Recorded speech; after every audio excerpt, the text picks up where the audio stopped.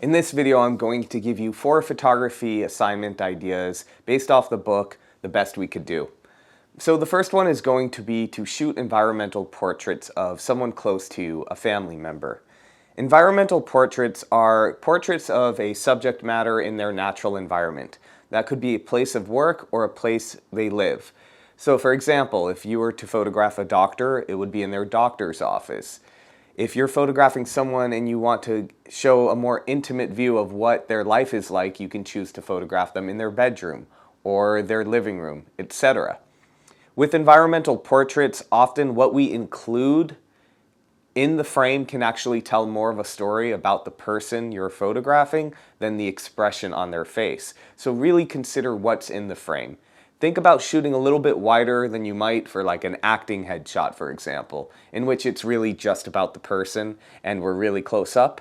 Think about what's in that frame. You're shooting wide in order to tell a story. Are there framed photos in the shot? Is there anything personal or important to the subject matter, etc.? Really think about how you can tell a story in that one frame without relying on multiple images. In The Best We Could Do, we can see how the main character's upbringing in her apartment really influenced her life. And we see how her parents' life in Vietnam, when the country was torn by war, had such an impact on them. So really, environment really means a lot to someone's development. Think about that as you're shooting this assignment. Think about how has your environment, as well as your parents' environment, impacted you and them. For your editorial photography assignment, you're going to use a variety of images to tell a story.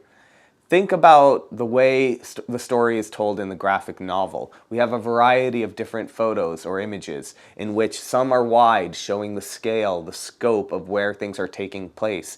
Sometimes the frame is a little closer up and focusing on the emotion of the story. Sometimes you're focusing on a detail.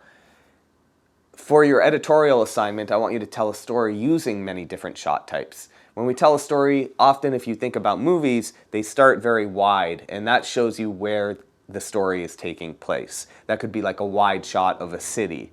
For you, it could be a wide shot of the home you live in.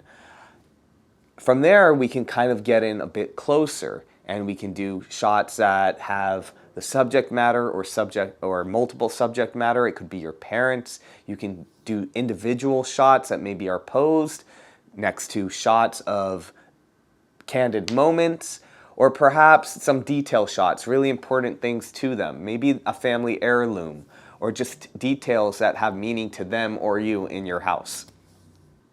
Your next assignment is going to be to create candid photographs. A candid photograph is basically someone acting natural. It doesn't always necessarily mean that they're not aware of the camera, but what you're getting is a natural expression.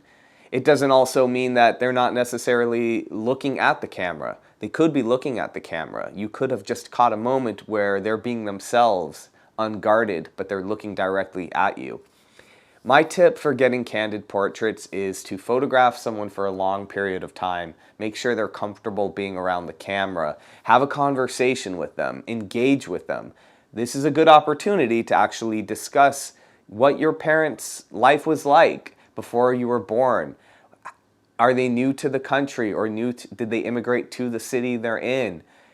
Ask them about themselves, and as they let their guard down, you can really capture these natural moments and learn a bit about them at the same time. A candid moment can really resonate with the viewer a lot more than a posed portrait, so I think you'll have a lot of fun doing this one. Your last assignment is going to be to combine words with images.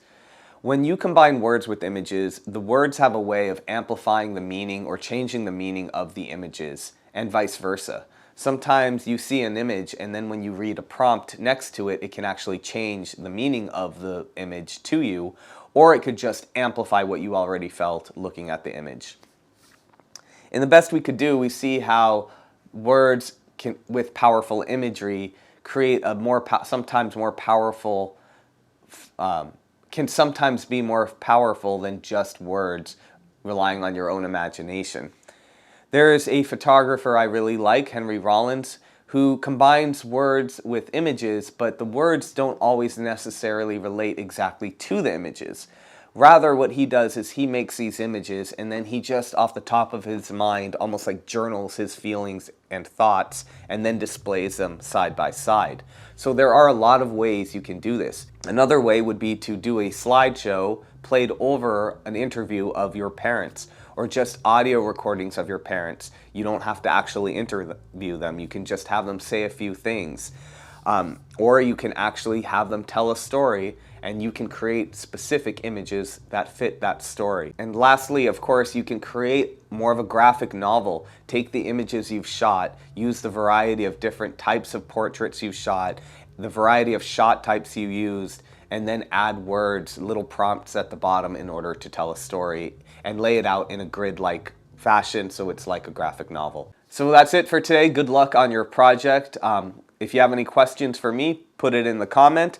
Everything I talked about is listed in the description, so you can always click on that and read up on all the different things. And I will also link to different resources that I feel might help you, including different artists that have used the different ways of shooting portraits that I've talked about. Thank you for watching.